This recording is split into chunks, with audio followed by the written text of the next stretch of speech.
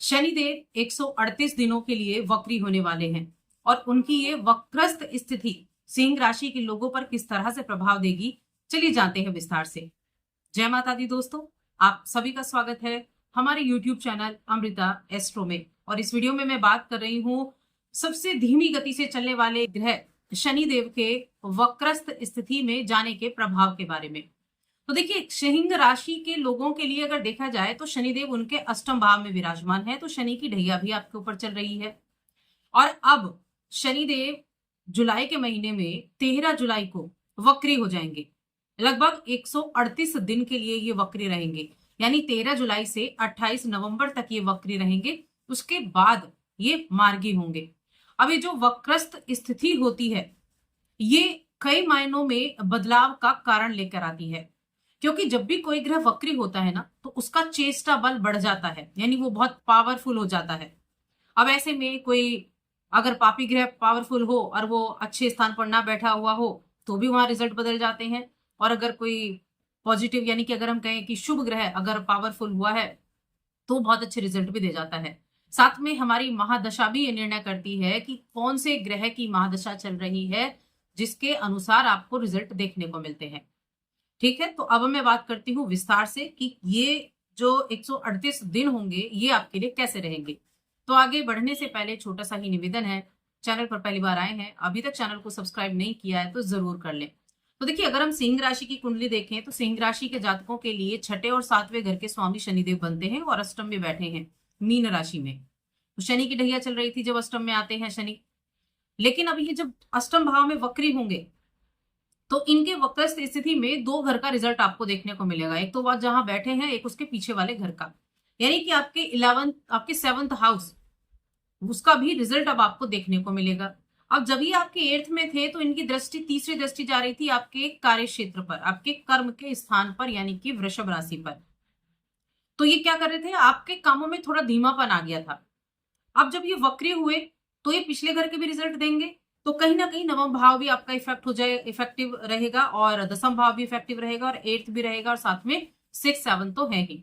तो मैं यहाँ कहूंगी आपको, अगर आप जो भी इस राशि के जातक नौकरी करते हैं, सबसे पहले मैं उनकी बात करूं तो नौकरी में आपको अपने एफर्ट ज्यादा करने पड़ेंगे। अपने ऑफिस में थोड़ा सा ध्यान रखें कि अपने सहकर्मियों के साथ अच्छे से बनाकर रखें और साथ में आपके जो बॉस हैं उनके साथ अच्छे से बनाकर रखें।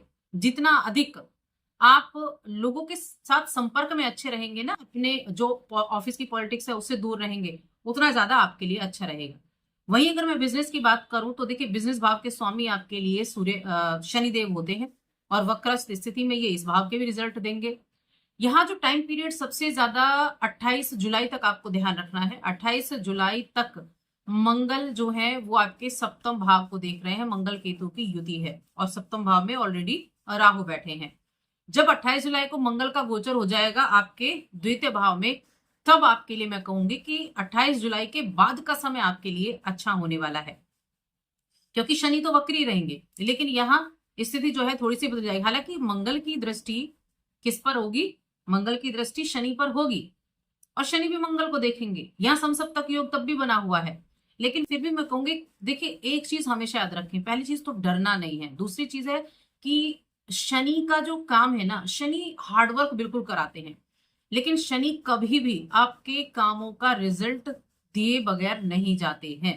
यानी कि आप जो कर्म कर रहे हैं, आप जो एफर्ट कर रहे हैं, एफर्ट को बढ़ा तो देंगे लेकिन हाँ, उसका अंततः रिजल्ट आपको जरूर देंगे, क्योंकि शनि कभी भी डिनाय नहीं करता है, वो आपको धीमी गति से रिजल्ट देता है।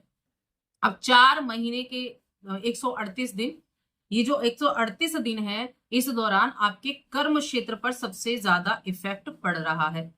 तीसरी दृष्टि है ना शनि की, तो इसीलिए आपको ज्यादा मेहनत करनी पड़ सकती है, भागदौड़ करनी पड़ सकती है, ट्रेवल करने पड़ सकते हैं। इसके अलावा अगर देखा जाए तो सप्तम दृष्टि जा रही है आपके द्वितीय भाव पर और आपके पंचम भाव पर दृष्टि जा रही है इनकी 10वीं दृष्टि। तो क्या होगा कि एक तो अपने जो कुटुंब जन है उनके साथ अच्छे से बनाकर चले, उनके साथ अच्छे से बनाकर चले। यहाँ अचानक से स्थितियों में परिवर्तन भी होता हुआ दिखाई दे सकता है, क्योंकि अष्टम भाव अचानक से होने वाली घटनाओं को दिखाता है। तो अचानक से धन लाभ की प्राप्ति भी हो सकती है।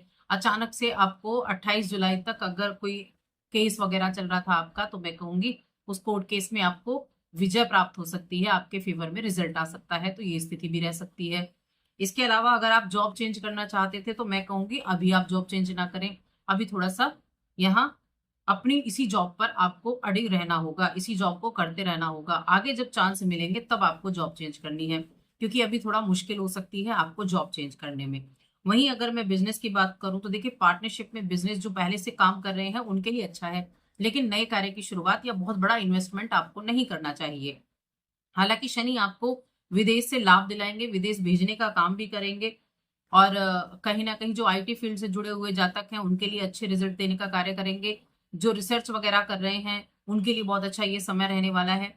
और स्टूडेंट्स की मैं बात करूं तो स्टूडेंट्स को अपने चीजों, अपने काम पर फोकस रखना है। देखिए, यहाँ एक बड़ा अच्छा संयोग भी बना हुआ है कि आप अपने जो स्टूडेंट है ना, बाहर जाना चाहते थे पढ़ने के लिए, अपने घर से दूर जाकर आपको पढ़ना, यानी कि अगर आप 500 से 1000 किलोमीटर दूर भी चले जाते हैं तो वो विदेश हो जाता है, तो वहां स्थितियां अच्छी बनी हुई हैं कि आप जा सकते हैं, जाने का योग बना हुआ है बाहर जाने का।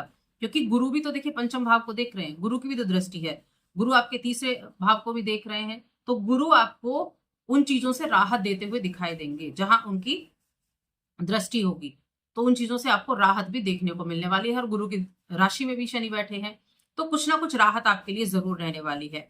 और यहाँ सबसे ज्यादा जरूरी हो जाता है कि अपने कर्म पर ध्यान देना और फल की चिंता ना करना, इस चीज पर ध्यान रखें। अब अगर मैं रिश्तों की बात करूं तो देखिए, वैवाहिक जीवन में थोड़ा सा ध्यान आपको रखना होगा। वैवाहिक जीवन में मिले जुले प्रभाव रहेंगे। प्रेम जीवन के मामले में अच्छा समय रहेगा, क्योंकि गुरु की दृष्टि भी प्रेम भाव पर पड़ रही है, तो यहाँ इच्छा प्राप्ति का योग भी आपके लिए बन सकता है, प्रेम विवाह के योग भी आपके लिए बन सकते हैं, संतान प्राप्ति के योग भी आपके लिए बन सकते हैं।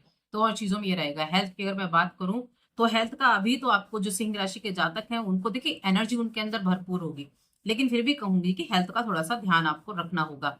और 28 जुलाई के बाद वाणी पर अच्छे से ध्यान रखना है, आपकी वाणी की वजह से परिवार में कोई द्वंद्व ना हो, इसका ध्यान रखें। वाणी पर कंट्रोल, क्योंकि द्वितीय भाव में चले जाएंगे मंगल, तो वाणी पर कंट्रोल करेंगे तो अच्छा रहेगा। हालांकि आपके मित्र हैं तो आपको किसी प्रॉपर्टी वगैरह से भी लाभ दिलाने का कार्य करेंगे। 28 जुलाई के बाद किसी प्रॉपर्टी से लाभ आपको देखने को मिल सकता है, कोई प्रॉपर्टी वगैरह आप खरीद सकते हैं, बड़े इन्वेस्टमेंट आप कर सकते हैं। तो 28 जुलाई के बाद मंगल की स्थिति आपकी भूमि भवन के लिए अच्छी रहेगी, लेकिन कुटुंब के लिए अच्छी नहीं रहेगी। उपाय जरूर करने हैं, उपाय बहुत अच्छे रिजल्ट आपको दिला सकते हैं। क्या करने हैं? प्रतिदिन हनुमान जी की आराधना करें प्रतिदिन, और सूर्यदेव को अर्घ्य भी जरूर दें। और साथ में आप जो शनि क्योंकि वक्री हो रहे हैं, तो आपको क्या करना है कि प्रत्येक सोमवार के दिन और शनिवार के दिन शिवलिंग पर जलाभिषेक करके आना है, रुद्राभिषेक करेंगे तो अच्छा रहेगा। इन कार्यों को आप कर सकते हैं। तो बस आज की इस वीडियो में इतना ही। वीडियो कैसी लगी हमें कमेंट करके जरूर बताएं। जय माता दी।